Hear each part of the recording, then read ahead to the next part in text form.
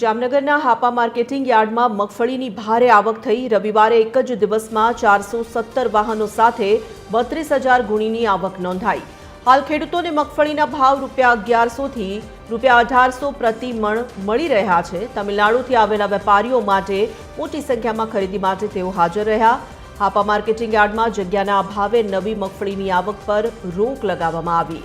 હાલની મગફળીનો નિકાલ ન થાય ત્યાં સુધી નવી આવક બંધ રહેશે। સમગ્ર જથ્થાના નિકાલ માટે અંદાજિત 1 સપ્તાહનો સમય લાગી શકે છે।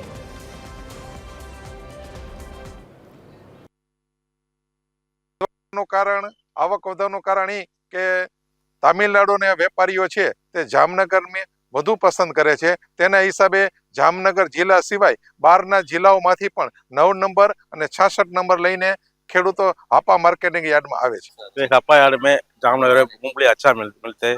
700 नंबर का 9 नंबर का अच्छा है। रेट अभी थोड़ा ऊंचा हो गया। अभी माल बहुत कम है, कम आ रहे।